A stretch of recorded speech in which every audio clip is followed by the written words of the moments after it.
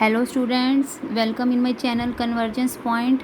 Today I am doing chapter 5 class 10th arithmetic progression. Okay, this is the introduction part of an AP. ये first part है AP का जिसमें हम introduction करेंगे AP की। तो AP सबसे पहले तो हम देखेंगे व्हाट इज़ AP। AP जो है उसकी फुल फॉर्म क्या है, अर्थमेटिक प्रोग्रेशन। तो AP की डेफिनेशन क्या है, it is a sequence of numbers such that the difference is constant. ये उन नंबर्स का सीक्वेंस है जिसमें कि जो डिफरेंस होता है वो कांस्टेंट होता है, मीन्स सेम ही होता है, कांस्टेंट होता है, चेंज नहीं होता। मतलब कि जैसे कि अगर डिफरेंस 1 1 है तो सब में 1 1 ही रहेगा, अगर 2 है तो 2 रहेगा, मीन्स कांस्टेंट का मतलब वो होता है। क्लियर। अब देखते हैं कि सीक्वेंस क्या होता है। सीक्वेंस किसको बोलते हैं? सीक्वेंस क्या है? It is a set of numbers arranged in a definite order. यह उन नंबर्स का सेट है जो कि एक डेफिनेट ऑर्डर में जिसको कि अरेंज किया जाता है। क्लियर। अब हम एग्जांपल्स देख लेते हैं थोड़ी। जैसे कि 1 2 3 4 अप टू 10। तो यहाँ पर मैंने ये एग्जांपल दी है कि 1 से लेकर 10 तक, 100 तक, सॉरी अप टू 100। तो 1 2 3 4 अप टू 100, तो उनकी 100 तक होगी, लास्ट टर्म 100 होगी है इसकी। तो इसी तरह ये होगी 100 70 40, इस तरह से होगी है। ठीक है। नेक्स्ट ले ली मैंने 6 6 6 1/4 ले लिए 2 8 14 20 अप टू 50। तो अब देखेंगे कि जो AP होती है वो दो तरह की होती है। एक होती है फाइनाइट AP और एक होती है infinite AP।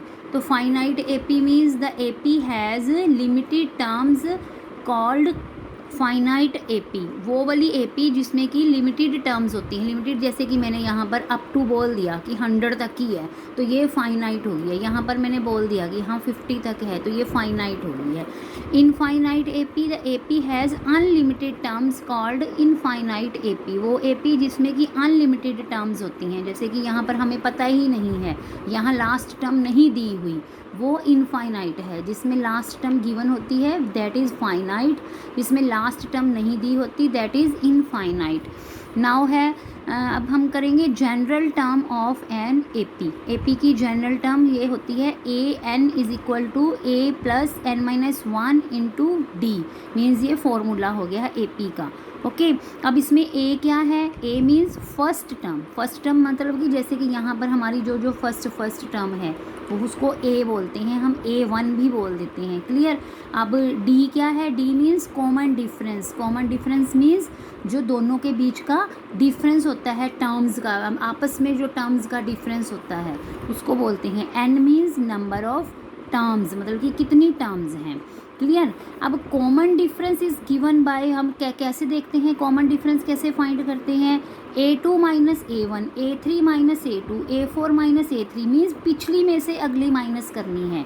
Okay, and so on. A2 minus A3। अब इसमें क्या है? A2 मतलब कि 2 हो गया, A1 मतलब कि 1 हो गया, तो 2 माइनस 1 1 हो गया यहाँ पर।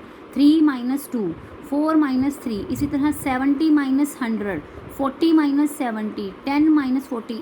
सीधा नहीं करना, यह पीछे से आगे की तरफ चलना है। ओके। तो प्रोसीडिंग माइनस सक्सीडिंग हो जाएगा यहाँ पर। तो अब नेक्स्ट आ गया then derivation for AN in terms of A1 and D is given. अब डेरिवेशन कैसे है कि A1 क्या है? A1 मतलब कि फर्स्ट टर्म को हम A1 ही कहते हैं। A2 क्या है? A1 प्लस D, ये आपने लर्न रखना है। A3 क्या है? A1 plus 2D। A4 A1 plus 3D। A5 A1 plus 4D। Means जो हमने टर्म फाइंड करनी है ना, उससे यहाँ पर उससे पिछले वाली लिख देनी है। 5 फाइंड करनी है तो 4D आ जाएगा, 4 फाइंड करनी है तो 3D आ जाएगा, 3 फाइंड करनी है तो 2D आ जाएगा, एंड सो ऑन। तो ये आपने भी लर्न करना है। मतलब कि जैसे कि आपको कई बार क्वेश्चन आ जाता है कि AP की ये वाली टर्म फाइंड करो। सपोज करो मैंने यहाँ पर एग्जांपल में जैसे कि 1 2 3 4 5 है ना, तो मैंने यहाँ पर पूछ लिया कि यहाँ पर बताओ फिफ्थ टर्म क्या है। तो फिफ्थ टर्म मतलब कि A5 पता करना है हमने, तो A plus 4D, A1 plus 4D, यहाँ पर आपकी यहाँ से आप फिफ्थ टर्म फाइंड कर लोगे। क्लियर। अब नेक्स्ट आ गया आपका एग्जाम्पल ले रही हूँ मैं एक कि right first 4 terms of A P if A1 and D is given, कि अगर A1 और D दिया हो तो पहली 4 टर्म्स पता करो। तो A दिया हुआ है, D दिया हुआ है, तो A1 तो हमें पता है 10 ही है, वो फर्स्ट टर्म को A बोलते हैं या A1 बोलते हैं। A2 क्या है, A1 प्लस D, मतलब कि A1 प्लस D, देखो 10 plus 10 20, A3 A1 plus 2D, ये आ गया। इसको A4 क्या है, A1 प्लस 3D, ये आ गया। ध्यान रखना है कि 10 में पहले 3 प्लस नहीं करने, पहले इन दोनों को मल्टीप्लाई करना है, उसके बाद 10 प्लस करना है। 10 को पहले 2 से मल्टीप्लाई करा 20 के बाद 10 प्लस करना है, तो फाइंड करना है। ऐसे नहीं कि पहले इन दोनों को प्लस कर दो फिर 10 से मल्टीप्लाई कर दो। क्लियर। अब नेक्स्ट एग्जांपल मैंने क्या ली है, which of the following are APIs. अब आप ये मैंने पूछ लिया कि बताओ कौन सी इनमें एपी है, तो पहली एग्जांपल मैंने ये ले ली है। तो यहाँ देखो A कितना है 2, तो D हमने देखा था कि पिछले में से अगले, यानी कि A2 में से A1 माइनस करते हैं, A2 माइनस A1, 4 माइनस 2 2 आ गया। अब D2 कितने हैं, 8 माइनस 4 4। अब देखो D1 D2 आपस में मैच नहीं कर रहे, it means no, it is not an AP। Clear.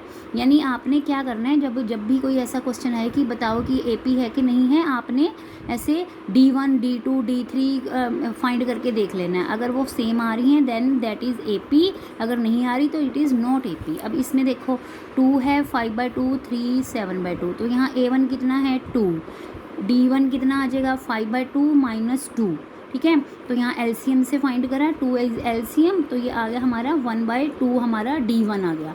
D2 D यहाँ पर इसमें से इसको माइनस करा तो हमारा 1/, यानी कि दोनों सेम आ रहे हैं, तो यस आ गया, यस इट इज़ AP। तो इट मीन्स ये हमारा फिनिश हो गया इंट्रोडक्शन। Thank you.